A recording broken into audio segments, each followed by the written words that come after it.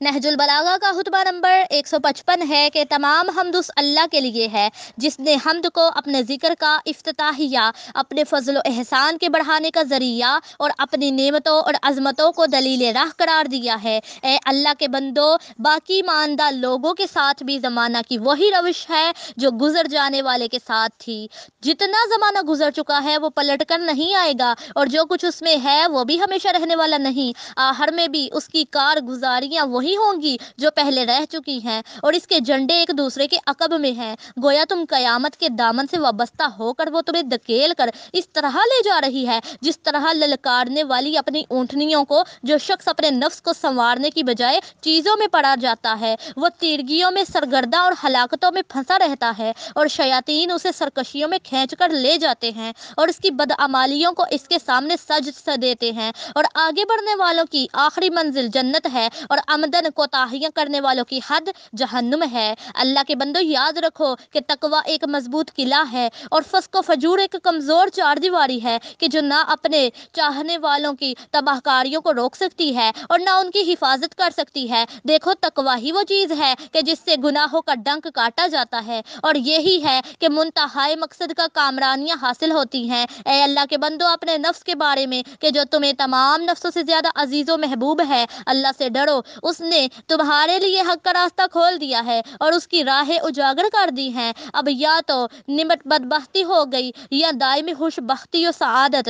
دار فانی سے عالم باقی کے لیے توشہ مہیا کر لو۔ تمہیں زاد راہ کا پتہ دیا جا چکا ہے اور کوچ کا حکم مل چکا ہے، اور چل چلاؤ کے لیے جلدی مچائی جا رہی ہے۔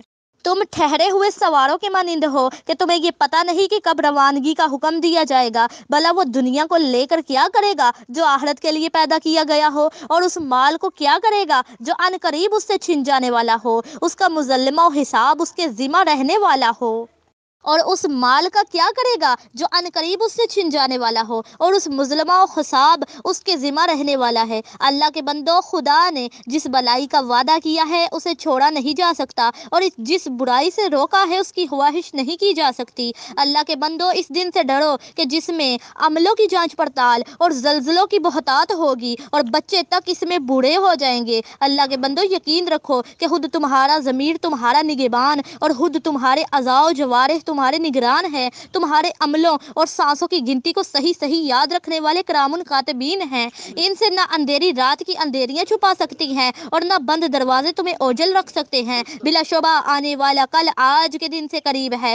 آج کا دن اپنا سب کچھ لے کر چلا جائے گا اور کل اس کے عقب میں آیا ہی چاہتا ہے۔ گویا تم میں سے ہر شخص زمین کے اس حصے پر کہ جہاں تنہائی کی منزل اور گڑھے کے نشان قبر ہے پہنچ چکا ہے۔ اس تنہائی کے گڑھ وحشت کی منزل اور مسافرت کے عالم تنہائی کی ہولناکیوں کا کیا حال بیان کیا جائے۔ گویا کہ سور کی آواز تم تک پہنچ چکی ہے اور قیامت تم پر چھا گئی ہے، اور آخری فیصلہ سننے کے لیے تم قبروں سے نکل آئے ہو۔ باطل کے پردے تمہاری آنکھوں سے ہٹا دیے گئے ہیں اور تمہارے ہیلے بہانے دب چکے ہیں، اور حقیقتیں تمہارے سامنے ثابت ہو گئی ہیں، اور تمام چیزیں اپنے اپنے مقام کی طرف پلٹ پڑی ہیں۔ عبرتوں سے پند و نصیحت اور زمانہ کے الٹ پھیر سے عبرت حاصل کرو اور ڈرانے والی چیزوں سے فائدہ اٹھاؤ۔